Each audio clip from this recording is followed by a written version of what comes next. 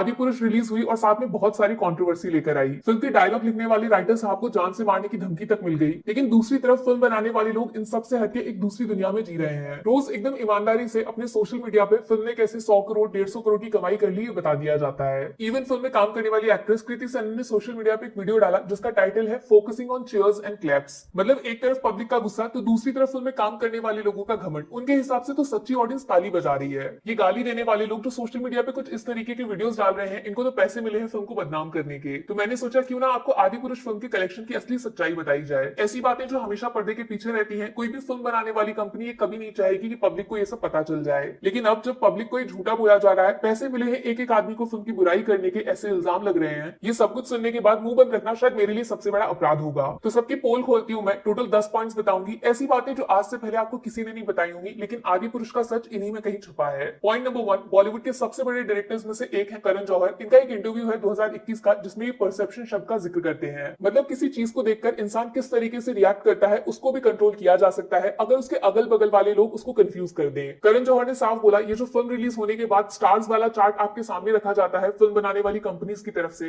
ये फिल्म की रिलीज से पहले ही तैयार कर लिया जाता है। मतलब फिल्म बिना देखे ही स्टार्स पहले दे दिए जाते हैं। इवन हर एक पॉइंट के नीचे क्या लिखना है, कैसे लिखना है, एक एक शब्द खुद फिल्म बनाने वाले बताते हैं। करण जौहर तो ये स्टार्स देने वाले लोगों की तुलना पेपराजी तक से कर देते हैं, जिनको पैसे देकर बुलाया जाता है किसी भी सेलिब्रिटी की फोटो खींचने को, लेकिन हमेशा सेलिब्रिटी ऐसे रिएक्ट करेगा जैसे उसको कुछ पता ही नहीं था। यही होता है परसेप्शन क्रिएट करना। जब आप किसी फिल्म को देखकर घर लौटो, दिमाग में सिर्फ बुरी बातें घूम रही हो, फिल्म बिल्कुल पसंद नहीं आई, लेकिन सामने एक स्टार्स वाला चार्ट रख दिया जाएगा जिसमें 4 3.5 स्टार्स का बेईमानी वाला गेम खेला जाता है और आप सोचोगे शायद मैं ही फिल्म को समझ नहीं पाया। अब बताती हूँ पॉइंट नंबर 2। आजकल नोटिस किया है आपने, जब भी कोई बड़े लेवल की फिल्म रिलीज होती है तो उसका कलेक्शन सिर्फ इंडिया नहीं वर्ल्ड वाइड बताया जाता है। जरा हटके जरा बच के नाम की एक फिल्म आई जिसको लोगों ने काफी पसंद भी किया, लेकिन उसका कलेक्शन हमेशा इंडिया से कितना आया ये बताया गया। लेकिन जैसे ही आदि पुरुष रिलीज होती है और पहला दिन खत्म होता है, अगले दिन पब्लिक के सामने 140 करोड़ वर्ल्ड वाइड लिखकर एक पोस्टर डाला जाता है। सिर्फ आदि पुरुष नहीं, इवन जब शाहरुख खान की फिल्म पठान आई तब 106 करोड़ डे 1 वर्ल्ड वाइड लिखकर जश्न मनाया गया। जबकि क्या आपको पता है आदि पुरुष के 140 करोड़ में से इंडिया के अंदर सिर्फ 86 थे, बाकी 54 करोड़ बाहर से बताए गए। लेकिन इस मामले में सबसे शॉकिंग फिगर है एसएस राजामौली की फिल्म आरआरआर का। वहां तो आपके होश ही उड़ जाएंगे। वर्ल्ड वाइड पहले दिन 223 करोड़ जबकि इंडिया से सिर्फ 133 करोड़ आया। हिंदी ओनली 20 करोड़ जबकि विदेश में ऑलमोस्ट 100 करोड़ कमाए पहले दिन। ये वर्ल्ड वाइड वाला गेम क्यों शुरू किया गया आपको बताऊं मैं, एकदम असली सीक्रेट। क्योंकि ग्लोबल बॉक्स ऑफिस नंबर का हिसाब किताब रखने वाली कोई वेबसाइट या फिर कंपनी है ही नहीं। कितना सही कितना गलत किसी को नहीं पता।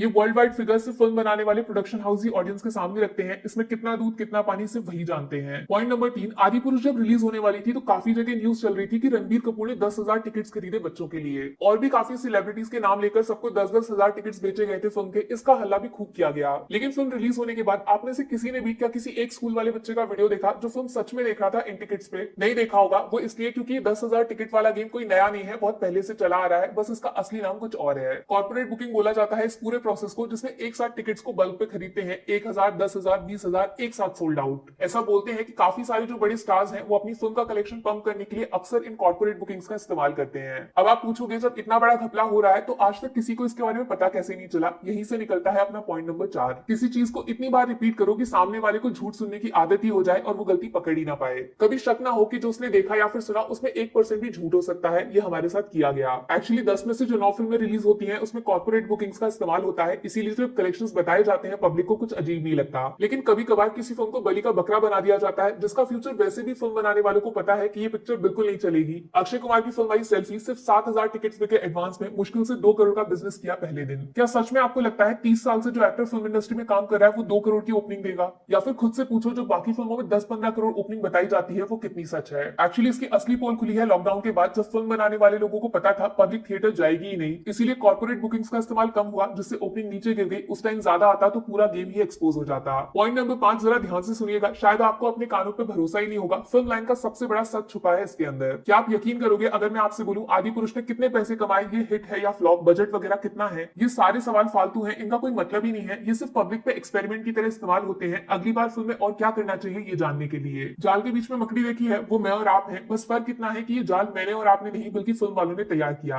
एक्चुअली फिल्म जब रिलीज भी नहीं होती ना उससे पहले ही अपना पूरा पैसा रिकवर कर लेती है। जी हाँ, फिर चाहे उसका बजट 600-700 करोड़ क्यों ना हो, नुकसान 1 पैसे का नहीं होगा। थिएट्रिकल राइट्स नाम का एक शब्द है। शॉर्ट में बोलूं किसी फिल्म को थिएटर में दिखाना है तो पैसा देना पड़ेगा, बाद में फिल्म चले ना चले जिम्मेदारी तुम्हारी। आदि पुरुष का ऑफिशियल जो बजट नंबर है ना वो कहीं ना कहीं 500-550 करोड़ के बीच में जाके बैठता है, ऐसा रिपोर्ट्स में लिखा गया। अब कमाल की बात बताऊं, हिंदी प्लस प्लस तेलुगु दोनों के थिएट्रिकल राइट्स मिलाकर ऑलमोस्ट 270 करोड़ में बेचे गए, ऐसा रिपोर्ट्स में बोला गया। अब इसमें 250 करोड़ और जोड़ लीजिए क्योंकि ओटीटी पे फिल्म दिखाने के डिजिटल राइट्स भी ऑलरेडी बेचे जा चुके हैं। अब जरा हिसाब लगाइए, बजट की रिकवरी 100% पूरी हो गई। यहाँ मैं और आप फ्राइडे फिल्म ने कितना कमाया, मंडे कितना कमाया, ये सोच के उल्लू बने जा रहे हैं। ऊपर डमरू बज रहा है, मैं और आप नाच रहे हैं, जबकि फिल्म अपना पैसा पहले ही पीट चुकी है। यह है अपनी फिल्म इंडस्ट्री का सबसे बड़ा सच। पॉइंट नंबर 6, एक बड़ी गलती भी हो गई है आदि पुरुष फिल्म के मेकर से। इन्होंने 500-600 करोड़ बजट का गाना गा के फिल्म का हाइप तो बना दिया रिलीज से पहले, लेकिन बाद में ये बजट फिल्म के लिए बिल्ली के गले में बंधी हुई घंटी की तरह हो गया। जहां वो बिल्ली जाएगी उससे पहले घंटी की आवाज सुनाई देगी। इसके ठीक उल्टा गेम खेला एक low budget film the Kerala story ने। इनके पास बजट था नहीं, इसीलिए शुरुआत में उसके बारे में कोई बात ही नहीं की, जबकि बाद में फिल्म ने अब जब 300 करोड़ का बिजनेस कर लिया तो खुद अपने बजट को सिर्फ 15-20 करोड़ का बता के फिल्म का हुआ बना रहे हैं। इतना कम में इतना ज्यादा कैसे? मतलब फिल्म में कोई बात तो होगी, बस इसी फैक्टर पे कलेक्शन कब 100 से 200 और 200 से 300 हो गया किसी को पता नहीं चला। जबकि आदि पुरुष में बजट ऑलरेडी हाई बोल दिया गया, इसलिए जब पहले दिन 140 करोड़ का नंबर भी बोला गया तो भी लोग सोच रहे थे 600-700 में कैसे बदलेगा। पॉइंट नंबर 7 को समझने के लिए आपको कलयुग के बारे में थोड़ा सा जानना पड़ेगा। कलयुग है असुर कली का युग, जो लोगों के दिमाग से खेलता है, उनकी सोचने की शक्ति धीरे धीरे खत्म करके उनसे बुरे काम कराता है। और कली के दो सबसे बड़े सिपाही है कोका और विकोका, जिनको वरदान है अमर होने का जब तक वो एक दूसरे के साथ हैं। अलग हुए तो कमजोरी पकड़ ली जाएगी। अपनी फिल्म लाइन में ना ये असुर कली कौन है जानते हो? वो लोग जो फिल्म बनाते हैं, ये पब्लिक के दिमाग को मैनिपुलेट करते हैं बहुत आसानी से, सही गलत के बारे में सोचने तक नहीं देंगे आपको। जबकि कोका और विकोका कौन है? Social media plus PR agency. दोनों साथ मिल गए तो पब्लिक गई काम से, लेकिन आपस में लड़ गए तो फिल्म गई काम से। आदि पुरुष की एडवांस बुकिंग कितनी हुई कहां से पता चला? सोशल मीडिया से। जिसने ये सब कुछ नहीं भी ढूंढा उस तक भी न्यूज पहुंच गई। कैसे? पीआर की वजह से। आपको मालूम है जो फोन, टीवी, कंप्यूटर, लैपटॉप आपके घर में शांति से पड़े हैं, उनमें जो स्पीकर और कैमरा है वो 24 घंटे आप पे नजर रखते हैं। अगर गलती से आपने एक बार आदि पुरुष नाम दिया तो हर जगह सिर्फ वही दिखाया जाएगा। इसको बोलते हैं डिजिटल ब्रेन वॉशिंग। बाकी सोशल मीडिया की जो ताकत ही है, एक इंसान आराम से 1000 अकाउंट बना के आपको आधा सच आधा झूठ कुछ भी न्यूज बता के सुना देगा और आप मान लोगे। फिर अगर ये फायदे का हुआ तो पीआर उस न्यूज को पकड़ेगा और आपकी तरह फैला देगा। बेचारी जनता तो सिर्फ मोबाइल चला रही थी, इतना थोड़ी सोचते हैं। पॉइंट नंबर 8, हनुमान जी के लिए एक सीट खाली रखी गई हर थिएटर में, क्योंकि जब जब रामायण होती है हनुमान जी देखने आते हैं, डायरेक्टर ने बोला।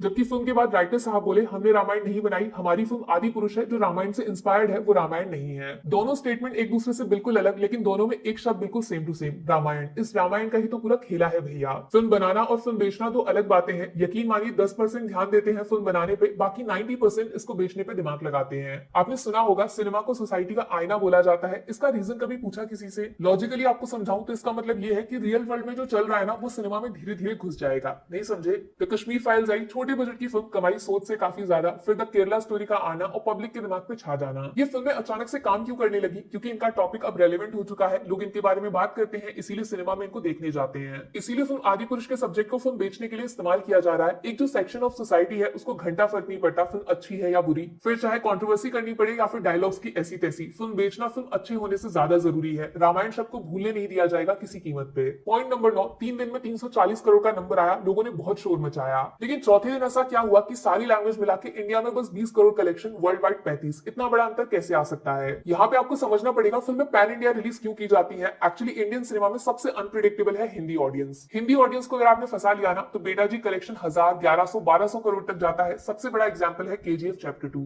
एक्चुअली प्रभास का स्टारडम तेलुगु में किसी से छुपा नहीं, वो चाहे राधे श्याम बनाए या फिर आदि पुरुष, शुरुआत के 3 दिन पिक्चर पैसा पीटेगी, उसके बाद खत्म। और तेलुगु में जब नंबर हाई जाता है ना तो फिल्म मेकर्स उसका इस्तेमाल करके हिंदी ऑडियंस को इशारा करते हैं, देखा फिल्म का हाइप कितना है, अरे कुछ तो बात होगी, तुम लोग भी टिकट बुक करो वरना बाद में सोसाइटी के सामने क्या मुंह दिखाओगे। लेकिन इसका उल्टा करके देखो, कभी हिंदी में नंबर 50 करोड़ होगा लेकिन साउथ ऑडियंस कभी मैनिपुलेट नहीं होगी। शर्त लगा लो 5 करोड़ बिजनेस नहीं मिलेगा। यही हुआ पठान के साथ, हिंदी में पैसा कमाया रिकॉर्ड तोड़, लेकिन साउथ बेल्ट में नंबर ना के बराबर था। इसीलिए आदि पुरुष को ना जानबूझकर एज प्रॉपर बॉलीवुड फिल्म नहीं बेचा गया, उसको तेलुगु इंडस्ट्री से निकलने वाली पैन इंडिया फिल्म की तरह बेचा। रिजल्ट, पहले दिन तेलुगु में फिल्म ने कमाए ऑलमोस्ट 50 करोड़ और हिंदी में ऑलमोस्ट 40 करोड़। लेकिन अब चौथे दिन तेलुगु में 7 करोड़ और हिंदी में ऑलमोस्ट 8.5। हिंदी ऑडियंस ने ठेंगा दिखा दिया, तेलुगु में तो यही होना था, चालाकी फेल हो गई। लास्ट में पॉइंट नंबर 10, चाहे कितना बड़ा फिल्म मेकर क्यों ना हो, चाहे कितनी पुरानी फिल्म कंपनी जो बॉलीवुड को रूल करती है, ये सब डरते हैं सिर्फ एक चीज से, वर्ड ऑफ माउथ। इसको ना तो खरीदा जा सकता है और ना ही आज तक ये कभी किसी से हारा है। छोटी सी छोटी फिल्म को आसमान तक पहुंचा सकता है और आसमान पे बैठे लोगों को जमीन पे लाके पटक भी सकता है। Public is the king. लेकिन पता है पहले ये वर्ड ऑफ माउथ उतना ज्यादा तेज सुनाई नहीं देता था, इतना फास्ट रिएक्शन पता भी नहीं चल पाता था, वक्त लगता था 1-2 हफ्ते का। बट अब जब से ये यूट्यूब पे रिव्यूज वाली कैटेगरी ने आग पकड़ी है ना, लोगों के पास आवाज आ गई है, वो फटाफट अपना रिएक्शन एक दूसरे तक पहुंचा देते हैं। मैं खुद अपनी तारीफ नहीं कर रही हूँ, तारीफ कर रही हूँ पब्लिक की, जो अब अवेयर हो गई है कंटेंट क्या होता है, इसीलिए टिकट खरीदने से पहले डबल चेक करती है। शर्त लगा लो अगर ये यूट्यूब पे रिव्यूज वाली कैटेगरी नहीं होती ना तो आदि पुरुष आज भी 100-150 करोड़ का बिजनेस छापती बिल्कुल आराम नाम से। फिल्म के डायलॉग्स हो या फिर मेकर्स की रामायण को गलत दिखाने की कोशिश, सब कुछ पब्लिक तक पहुंचाया गया और पब्लिक ने थिएटर में अपना फैसला सुनाया।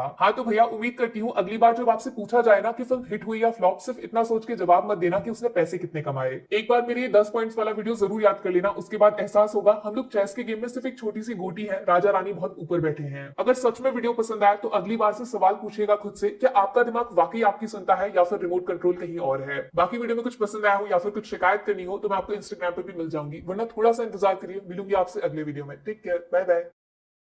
इस वीडियो को लाइक करें, शेयर करें और हमारे चैनल को सब्सक्राइब करें ताकि आप हमारे आने वाले वीडियो से अपडेट रह सकें।